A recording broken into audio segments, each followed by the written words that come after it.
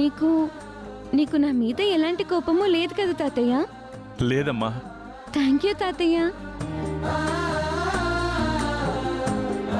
తాతయ్య నానమ్మతో గొడవపడి మన ఇంటికొచ్చారు.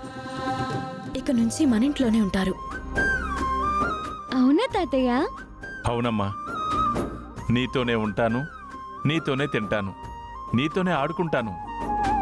అలాగే ఇక నుంచి మీకెలాంటి ఇబ్బంది రాకుండా నేను చూసుకుంటాను. సరేనా? సరే తాతయ్య. మరి నానమ్మ ఏమన్నదా? ఏమైనా అంటే చెప్పడానికి నా దగ్గర చాలా సమాధానాలున్నాయమ్మా. అయితే ఓకే, మీరుండడానికి రూమ్ చూపిస్తాను రండి. అమ్మా, తాతయ్య లగేజ్ ఇవ్వు. అయ్యో, రండి తాతయ్య.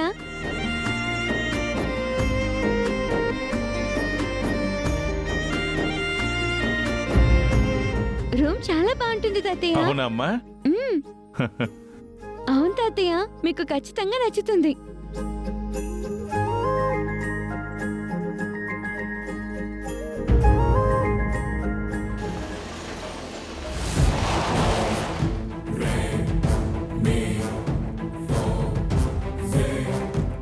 దిగండి మేడం.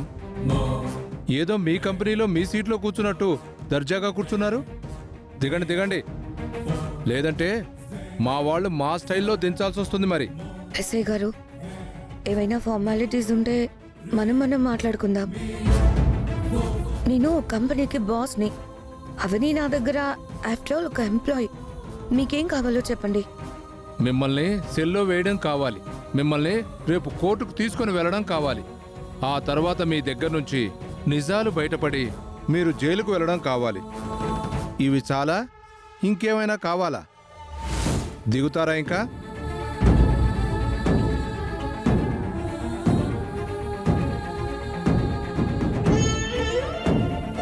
తీసుకురండి.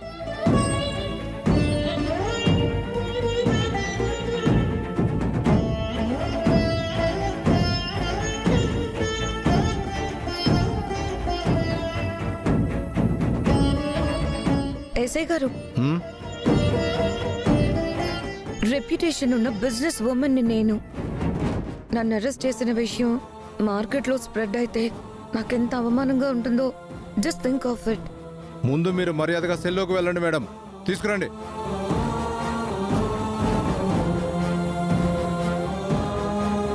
సెల్లోకి వెళ్ళండి.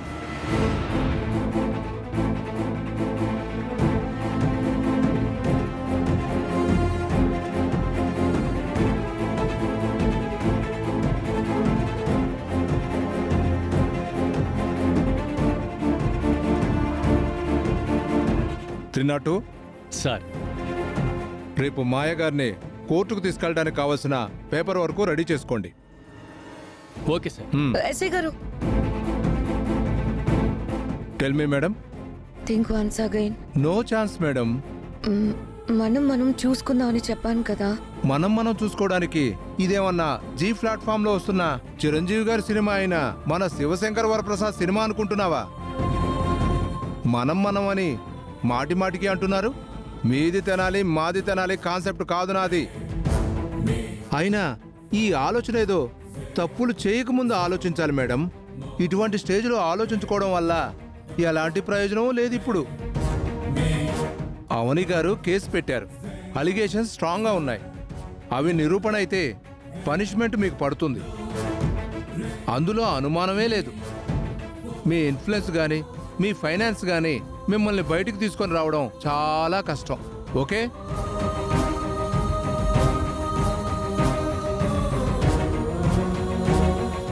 అవని, ఎంత పని చేసావు.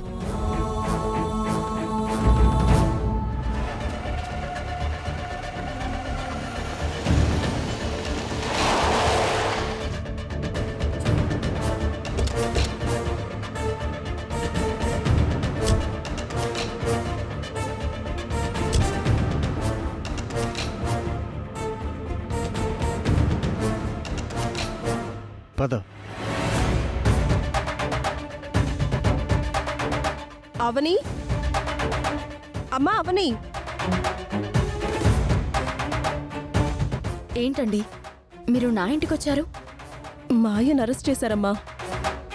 తెలుసు. మా ఇదివరకిట్లా లేదమ్మా. తనని నువ్వు ఇంకా అపార్థం చేసుకుంటూనే ఉంటున్నావు. మాయకి మంచి సంబంధం చూసి పెళ్లి చేయాలని అనుకుంటున్నాం. ఇటువంటి సమయంలో తను అరెస్ట్ అయిందని బయట తెలిస్తే బాగోదు. నన్నేం చేయమంటారు? పెద్ద మనసు చేసుకుని కంప్లైంట్ విత్డ్రా చేసుకో. ఆ, గతంలో పెద్ద మనసు చేసుకుని 100 సార్లు మందలించాను.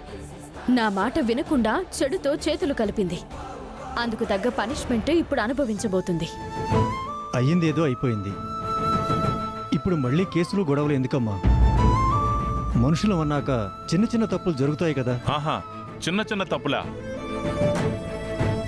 గుళ్ళోని విగ్రహాల్ని కాజేయడం మీ దృష్టిలో చిన్న తప్పులా? అసలు ఏం మాట్లాడుతున్నారండి మీరు? చేసింది మీ కూతురు కాబట్టి చిన్న తప్పుల్లా కనిపిస్తున్నాయి మీకు? మా అమ్మాయి చేయడం ఏంటి సార్? తను స్వయంగా చేసిందా ఏంటి? ఏదైనా ఆధారం ఉందా? షో మీద ఎవిడెన్స్. అన్ని ఎవిడెన్స్లు కోర్టులో చూద్దురు సార్. ఇప్పుడు ఏమంటా? కంప్లైంట్ విత్డ్రా చేసుకుంటావా చేసుకోవా? ఏంటమ్మా మీరు భయపెట్టాలని చూస్తున్నారా? మాకు బ్రతిమలాడటము తెలుసు, భయపెట్టడము తెలుసు సార్. అయితే మాకు 2 రిసీవ్ చేసుకోవడం తెలుసు సార్. ఏం చేస్తారో చేయండి. మావయ్య మీరు ఆగండి. లేకపోతే ఏంటమ్మా? బెదిరించడానికి వచ్చాడా ఈయన? నేను మాట్లాడతానుండండి. చూడండి సార్, జరిగింది పెద్ద తప్పు. అందుకు తగ్గ శిక్షను అనుభవించడం న్యాయం. అప్పుడే భయం వస్తుంది. మరోసారి ఇటువంటి పనులు చేయకూడదని బుద్ధి వస్తుంది. మీరు ఆ విధంగా ఎందుకు ఆలోచించడం లేదు? సమస్య నా ఇంటిది, నీ ఇంటిది కాదు కదా. అందుకే నువ్వింత కూల్గా మాట్లాడుతున్నావు. మీరు ఎన్నైనా మాట్లాడండి. సిస్టమ్ ఏది చెప్తే దాని ప్రొసీజర్ ప్రకారం అందరూ నడుచుకుందాం. అవనీని ఇబ్బంది పెట్టింది. అటువంటి దానికి గుణపాఠం చెప్పాలి కదా.